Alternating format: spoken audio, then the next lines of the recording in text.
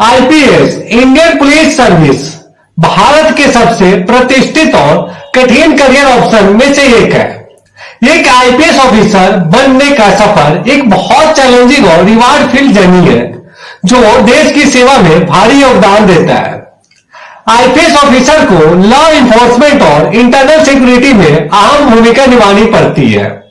ये लोग crime control, law enforcement, VIP security और इंटेलिजेंस गैदरिंग के लिए जिम्मेदार होते हैं। ये पूरी प्रशिक्षण और सिलेक्शन का एक रिगोरस प्रोसेस है जिसमें कई चुनौती और कठिनाइयों का सामना करना पड़ता है। आईपीएस की पूरी जर्नी में एक अधिकारी को कई स्टेजेस से गुजरना पड़ता है जो कि अलग अलग टॉपिक्स में कवर किया गया है, जैसे एलिजिबिलिटी और physical standards, UPSC civil service के एग्जाम प्रोसेस, प्रशिक्षण के मुख्य एस्पेक्ट्स, आईपीएस की रोल्स और रिस्पॉन्सिबिलिटीज, करियर प्रोग्रेशन और चैलेंजेस। चलिए हम इन टॉपिक्स पर डिटेल में चर्चा करते हैं।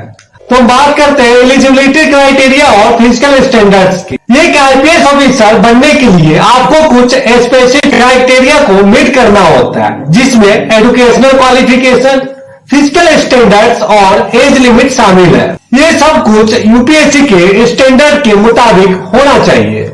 हम बात करते हैं एजुकेशनल क्वालिफिकेशन क्या होना चाहिए आईपीएस ऑफिसर बनने के लिए।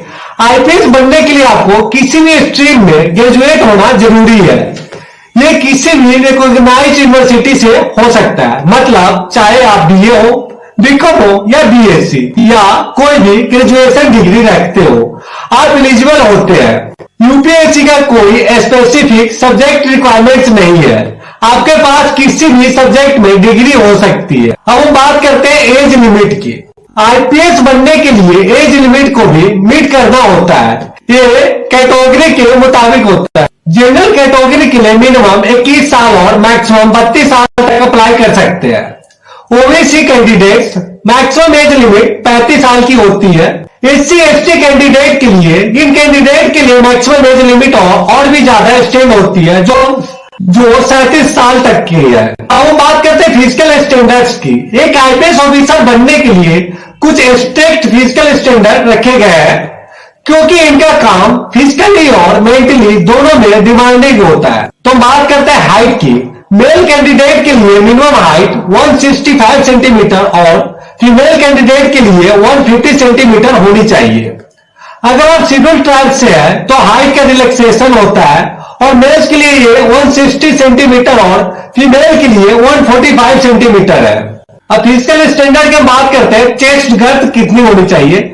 मैन के लिए मिनिमम चेस्ट गर्थ 84 सेंटीमीटर और वुमेन के लिए 79 सेंटीमीटर होना चाहिए और एक्सपेंशन 5 सेंटीमीटर का होना चाहिए। अब हम बात करते हैं आई साइट की। तो विजन रिक्वायरमेंट भी स्ट्रिक्ट है। फॉर एग्जांपल मायोपिया यानी कि माइनस विजन अलाउ नहीं होती है और हाइपरमेट्रोपिया यानी कि प्लस विजन भी लिमिटेड होती है। फिजिकल फिटनेस एक जरूरी रिक्वायरमेंट है जिसमें इंड्योरेंस, स्ट्रेंथ और एजिलिटी को भी चेक किया जाता है।